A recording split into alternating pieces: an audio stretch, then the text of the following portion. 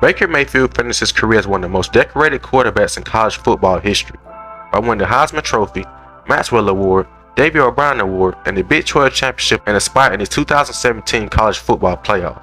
Mayfield completed 70% of his passes thrown for 43 touchdowns and just 6 interceptions, and also rushed for 311 yards and 5 scores in his final season.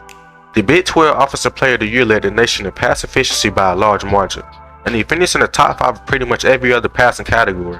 While his completion percentage was aided by horizontal throws, his mobility helped him find secondary targets, and his ability to throw passes over the top of defenses also led him to lead the FBS with 11.1 yards per attempt.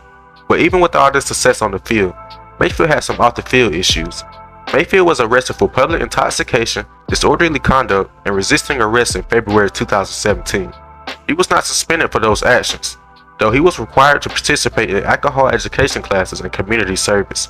After a stellar 2017 season, Mayfield declared for the 2018 NFL Draft. Other quarterbacks that entered were Sam Darnold, Josh Rosen, Josh Allen, and Lamar Jackson. The Cleveland Browns were 0-16 in the 2017 season and needed a franchise quarterback to turn things around. So they selected Baker Mayfield as the first overall draft pick of the 2018 class. For once, Mayfield didn't start immediately. He made his Browns debut in Week 3 after Tyrod Taylor was injured. Mayfield led the team down 14-0 to the Jets to a comeback win, the team's first win of the season. It also ended Cleveland's 19-game losing streak. He made his first start the next game and became the Browns' go-to quarterback for the rest of the season. It was a pretty good rookie season for the number 1 overall draft pick. He finished the season with 3,700 passing yards and 27 touchdowns, which was a record for a rookie quarterback, and also 14 interceptions. He also led the Browns to a 7-8-1 record, which was their best record since 2007.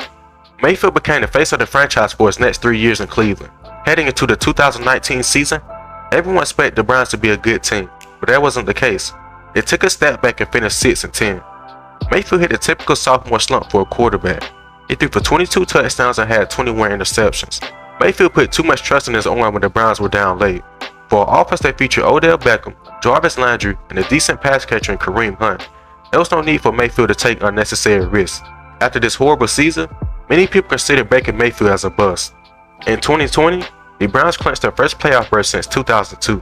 They won their first playoff game since 1994 in a wild-card victory over Pittsburgh. Mayfield seemed to find some consistency in this game, even being ranked 71st on the NFL's top 100 players list. This was his best season as a Cleveland Brown.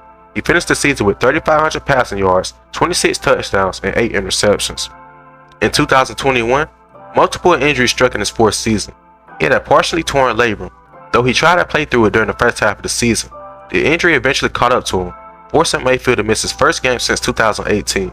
In November, he suffered a right knee contusion, and though it wasn't severe, it was another cause of concern for the banged-up quarterback. Mayfield underwent surgery on his shoulder after Cleveland was eliminated from the postseason and was placed on IR in January. Mayfield had another subpar season with 3,000 passing yards, 17 touchdowns, and 13 interceptions. At this point, Lamar Jackson had already won MVP, and Josh Allen had become a top 5 quarterback in the league. The Browns realized it wasn't going to work with Mayfield and decided to trade Mayfield to the Panthers in 2022. Under Mayfield, the Browns finished with a 32-32 record, along with a tie under the regular season.